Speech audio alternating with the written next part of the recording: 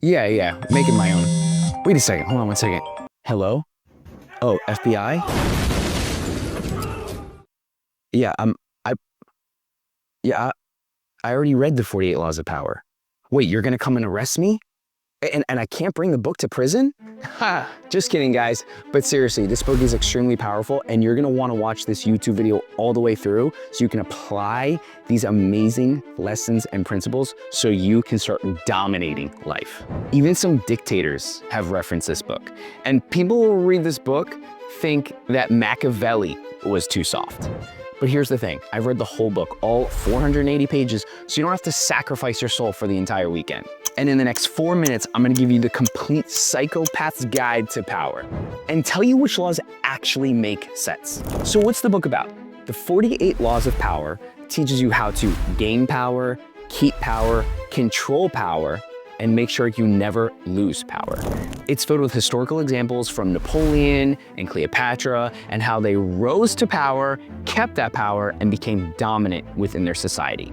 Each of the 48 laws follow the same format, and sometimes a reversal, where actually breaking the law seems to work. Because nothing says reliable advice like doing the opposite and it actually working. So let's cut through all the bullshit and get to the 10 laws that you need to know. Number 1, never outshine thy master. You need to make your boss feel superior, but you need to do this while secretly becoming indispensable. Basically, let your boss take credits for your TikToks. Law 3, conceal your intentions. Keep people off balance by never revealing your true motives. Like when you say, I'm fine, but you're actually plotting your revenge. Law number 4, always say less than necessary. The less you say, the more powerful you seem. And this is why cats rule the internet. Law 5, guard your reputation with your life. Your reputation is everything. It's like your credit score, but for your soul. Law number 10, avoid the unhappy and the unlucky. Misery is contagious. Greene basically says, dump your depressed friends, which is a little problematic. And actually, let's take a second here because this is where the book gets extremely dark, like too dark. Like, was Robert Greene in a weird place in his life when he wrote this? And should I continue to be reading this book when it makes me feel this strange? Law 15, crush your enemy totally. Leave no room for revenge. Apparently, Greene never watched a horror movie where the villain actually comes back. Law 18, do not build fortresses to protect yourself. Isolation is dangerous. Even psychopaths don't isolate themselves because isolating yourself just opens you up to so many other bad things. Law 25, recreate yourself. Control your image and reinvent yourself constantly. Basically, be Madonna.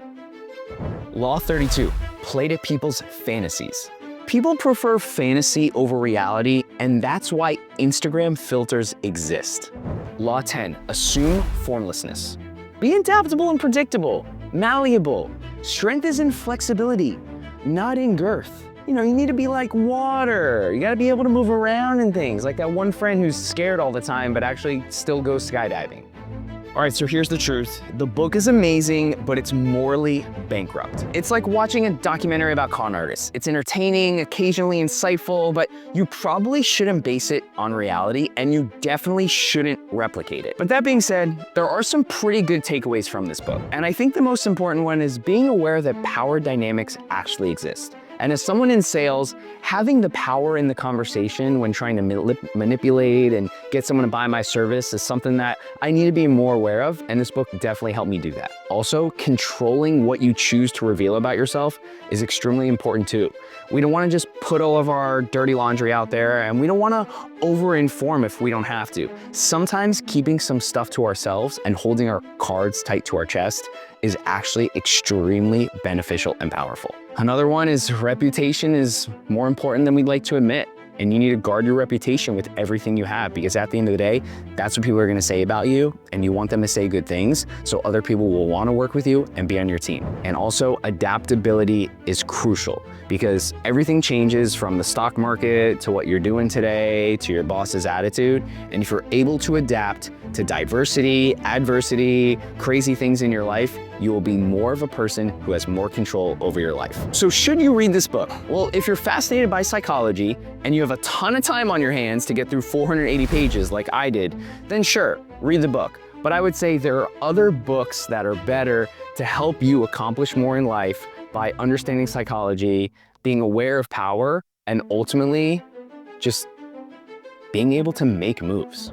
So guys, if you like this quick book review, hit the like button, don't forget to subscribe, and I'll see you guys on the next book review. Have a great day.